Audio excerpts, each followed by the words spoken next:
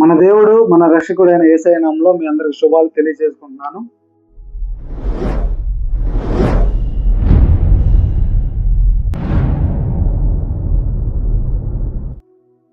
మే నెల 12వ తేదీన దేవుడు మనకు ఒక వాగ్దానాన్ని దయచేస్తున్నాడు. ఆ వాగ్దానాన్ని చదువుకొని మన జీవితంలోకి స్వాధీనపరుచుకుందాం.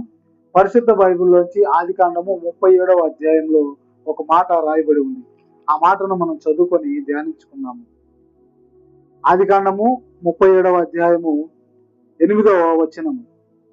అందుకు అతని సహోదరులు, నీవు నిశ్చయముగా మమ్ము నేలెదవా, మా మీద నీవు అధికారిగా నుండువా అని అతనితో చెప్పి, అతని కళలను బట్టి అతని మాటలను బట్టి అతని మీద మరింత పగబట్టిది. చిన్న వాక్యం దేవుడు దీవించును గాక. అయితే యోసేపు గారు కళలకు భావం చెప్పేటువంటి ఒక వరాన్ని కలిగి ఉన్నారు. దేవుడు యోసేపు గారికి ఒక వరాన్ని ఇచ్చి ఉన్నారు. ఏమిటంటే కళల భావం చెప్పేటువంటి ఆ తలంతుని యోసేపు గారు కలిగి ఉన్నాడు.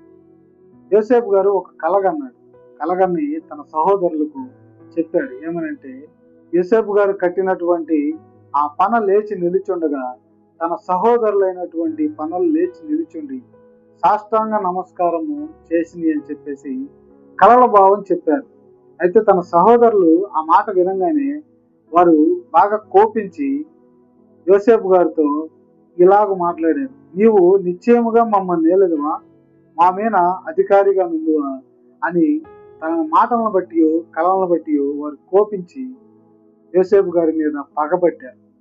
పగబట్టిన ఈ సహోదరులు యోసేపు గారిని చివరికి చంపడానికి కూడా వారు ఆలోచన చేశారు. యోసేపు గారిని చంపాలని ఆలోచించారు. ఒక గుంటలో, ఒక బావిలోకి యోసేపు గారిని తోసేసి వారు తనను చంపాలని వాళ్ళు అనుకున్నారు. కానీ దేవుడు అలాగైతే ఆలోచన చేయలేదు. కానీ యోసేపు గారిని ఒక గొప్ప ప్రధాన నాయకునిగా నియమించాలని ఆయన భావించారు. ఇక్కడ మనుషుల దృష్టికి యోసేపు గారు చిన్న చూపుగా కనపడ్డా గాని మనుషుల దృష్టికి ఎందుకు పనికిరాని వాడిగా కనిపించారు. కానీ దేవునికి మాత్రము యోసేపు గారు ఒక గొప్ప ప్రధాన నాయకుడిగా కనిపించారు. అయితే యోసేపు గారి సోదరులు ఆయన చంపాలని అనుకొని దేవుడు ప్రణాళికలో వారు కూడా భాగస్థులయ్యారు. ఇక్కడ ఏం జరుగుతుందంటే, దేవుని ఒక ప్రణాళిక, దేవుని వాగ్దానం నెరవేరాలి. దేవుని వాగ్దానం నెరవేరాలంటే అందులో ప్రతి ఒక్కరూ పాత్రదారులుగా పోషించాలి. ఇక్కడ యోసేపు గారి సోదరులు వారి ఆలోచనలు కూడా అవి దేవుడికి సంబంధించిన ఆలోచనలే. అయితే వారు చంపాలని ఆలోచన చేసి కూడా మనము ఇతన్ని చంపుట మనకి ఏం ప్రయోజనం అని చెప్పేసి అనుకొని ఐగుప్తునకు వెళ్ళేవారు. కొంతమంది అక్కడ ఇస్మాయిలీలు కొంతమంది ఐగుప్తునికి కొన్ని సామాన్లు తీసుకొని, కొన్ని వస్తువులను తీసుకొని అటుగా వెళ్తున్నప్పుడు వారు యోసేపును వారికి అమ్మివేశారు కాబట్టి యోసేపు గారు ఐగుప్తుకి వెళ్ళటానికి ఇక్కడ బీజం పడింది. లేకపోతే యోసేపు గారు వేరొక మార్గాన్ని వెళ్ళటానికి అక్కడ అవకాశం లేదు. అయితే మరణించాలి లేదా దేవుని ప్రణాళికలో ఐగుప్తునికి వెళ్ళాలి. అయితే ఆ దేవుని ప్రణాళిక చొప్పున ఐగుప్తుకి వెళ్ళారు. వెళ్ళిన తర్వాత యోసేపు గారు కొంతకాలం గడిచిన తర్వాత అక్కడ ఒక ప్రధాన నాయకునిగా నియమింపబడ్డాడు. ఎందుకు నియమింపబడ్డాడంటే, దేవుడు యోసేపు గారికి ఒక గొప్ప వరం ఇచ్చారని మనం చెప్పుకున్నాం. అక్కడ ఉన్నటువంటి ఐగుప్తు దేశంలో ఉన్నటువంటి ఆ ఫరోకి ఒక కళ వచ్చింది. కళ వచ్చినప్పుడు ఆ కళల భావం చెప్పేటువంటి వ్యక్తి యోసేపు గారు అక్కడ ఉన్నారు. ఉండి వారి కళల భావానికి కూడా యోసేపు గారు సమాధానం చెప్పారు. 7 సంవత్సరములు అధికముగా మనకు మేలు కలుగుతుంది, మరో 7 సంవత్సరములు మనకు కీడు జరుగుతుంది, కరువు రాబోతుందని చెప్పేసి ఆ ఫరో యొక్క కళల భావం చెప్పి యోసేపు గారు అక్కడ గొప్ప దేవుని కార్యాన్ని, దేవుని మహిమను వారి ముందు కనబరిచినప్పుడు అక్కడ ఉన్నటువంటి ఆ ఫరో రాజు యోసేపు గారిని ఒక ప్రధాన నాయకునిగా అక్కడ నియమించారు.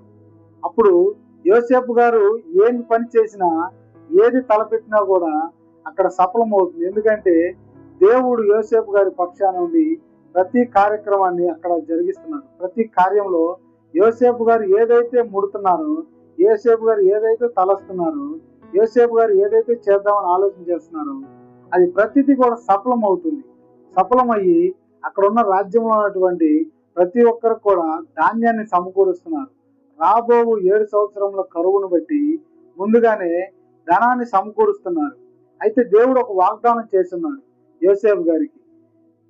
ఒక నాయకునిగా నియమిస్తానని చెప్పేసి కలల భావంలో చెప్పున్నారు. తన సహోదరులు అయితే ఆ భావాన్ని కొట్టివేశారు, కానీ చివరికి దేవుడు ఏ వాగ్దానం అయితే చేశాడో ఆ వాగ్దానం ఐగుప్తులో నెరవేరింది.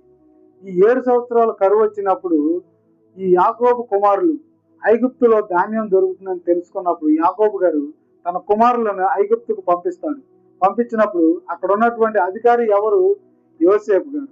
ఇప్పుడు ఏం జరిగిందంటే దేవుడు ఒక కళ రూపంలో వారికి ఒక వాగ్దానాన్ని యోసేపు గారి ద్వారా తన సోదరులకు చెప్పినప్పుడు వారు వాటిని నమ్మలేదు. కానీ చివరికి ఈ సహోదరులు యోసేపు గారి దగ్గరకు వచ్చి ధాన్యం కొరకు వచ్చినప్పుడు ఆయన ఒక అధికారిగా ఉన్నాడు కాబట్టి వారు యోసేపు గారి సాష్టాంగ నమస్కారము దయచేశారు. హల్లెలూయ. అయితే ఇక్కడ యోసేపు గారికి తన సోదరులు మోకరించడం అనేది కలల భావంలో యెహోవా దేవుడు యోసేపు గారికి ఎప్పుడో తెలియజేశారు. కానీ తన సహోదరులు ఆ మాటను నమ్మక తనను అమ్మివేశారు. చివరికి దేవుడు తన వాగ్దానాన్ని ఈ రూపంగా నెరవేర్చుకున్నాడు. ఈరోజు నీ జీవితంలో నా జీవితంలో కూడా దేవుడు ఒక వాగ్దానాన్ని ఒక ప్రణాళికను కలిగి ఉన్నాడని మనము గుర్తెరిగి జీవించాలి.